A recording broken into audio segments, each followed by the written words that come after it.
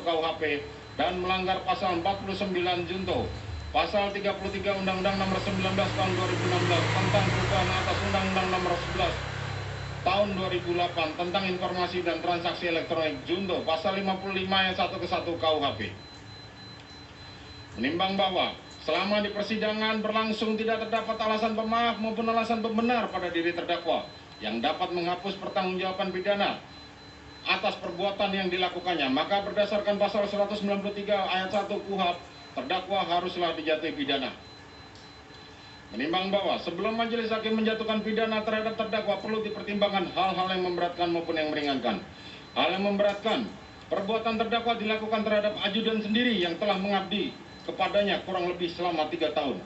Perbuatan terdakwa telah mengakibatkan duka yang mendalam bagi keluarga Nofriansah Yosua Huta Barat. Akibat perbuatan terdakwa menimbulkan keresahan dan kegaduhan yang meluas di masyarakat.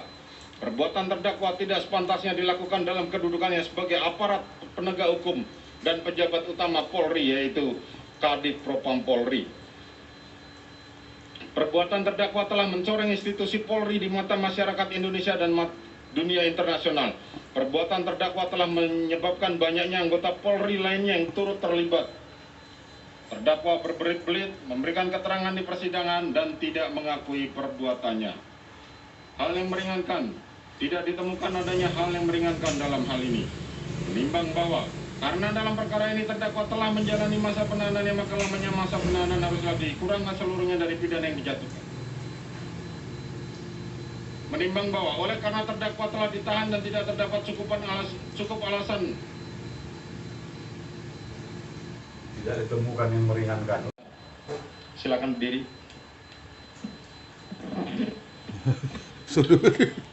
Mengadili menyatakan terdakwa Ferdi Sambo SH SIK MH telah terbukti secara sah dan meyakinkan bersalah melakukan tindak pidana turut serta melakukan pembunuhan berencana dan tanpa hak, melakukan tindakan yang berakibat sistem elektronik tidak bekerja sebagaimana mestinya yang dilakukan secara bersama-sama, menjatuhkan pidana kepada terdakwa tersebut oleh karena itu dengan pidana mati. Terdakwa tetap berada dalam tahanan, menetapkan barang bukti tetap terlampir dalam berkas, dikembalikan kepada penuntut umum untuk menggunakan serta melakukan pembunuhan berencana. Menjatuhkan pidana terhadap terdakwa Putri Chandrawati dengan pidana penjara selama 20 tahun. Menetapkan lamanya masa penangkapan dan penahanan yang telah dijalani terdakwa dikurangkan seluruhnya dari pidana yang dijatuhkan. Menetapkan terdakwa tetap berada dalam tahanan, menyatakan barang bukti dikembalikan pada jaksa untuk menjadi perkara untuk dipergunakan dalam perkara lain. Menetapkan terdakwa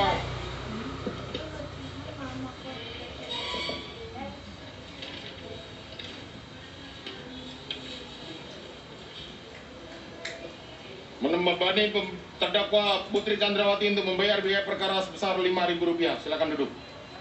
Demikianlah diputuskan dalam rapat permusyawaratan Majelis Hakim Pengadilan Negeri Jakarta Selatan pada hari Senin tanggal 13 Februari 2022 oleh Wahyu Iman Santoso, Sarjana Hukum selaku Hakim Ketua, Morgan Simanjuntak SHMH dan Alimin Saer Subjono SHMH masing-masing sebagai Hakim Anggota.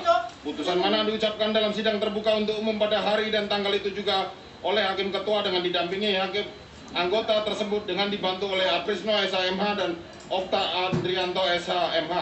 Panitera pengganti pada Pengadilan Negeri Jakarta Selatan serta dihadiri oleh Rudi Irmawan SHMH dan kawan-kawan jaksa penuntut umum serta terdakwa yang didampingi oleh tim penasihat hukumnya.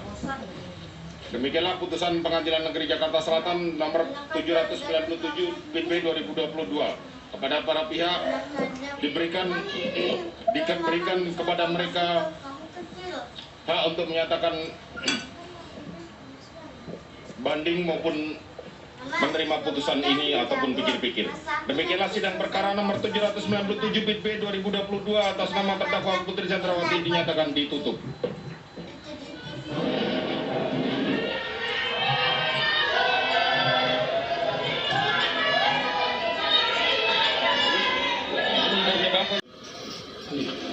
Menetapkan supaya terdakwa dibebani membayar biaya perkara sebesar Rp5.000.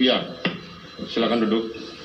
Demikianlah diputuskan dalam rapat permusyawaratan Majelis Hakim Pengadilan Negeri Jakarta Selatan pada hari Kamis tanggal 9 Februari 2023 oleh kami Majelis Hakim Wajiman Santoso dan sebagai Hakim Ketua, Morgan Simanjuntak dan Alimin Ribut Sujono masing-masing sebagai Hakim Anggota, yang diucapkan pada sidang terbuka untuk umum pada hari Selasa tanggal 14 Februari tahun 2023 oleh Hakim Ketua didampingi antara munculnya maksud membunuh korban dengan pelaksananya.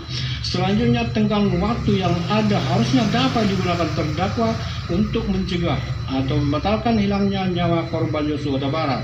Tetapi hal ini tidak dilakukan terdakwa, justru terdakwa melakukan tindakan sebagaimana telah dirangkum di atas untuk mendukung dan merealisasikan rencana tersebut, sehingga kejadian demikian menunjukkan hilangnya nyawa korban Yosua Huta Barat telah dipertimbangkan terdakwa dengan tenang. Oleh karenanya telah ternyata penghilangan nyawa korban Yosua Huta Barat telah direncanakan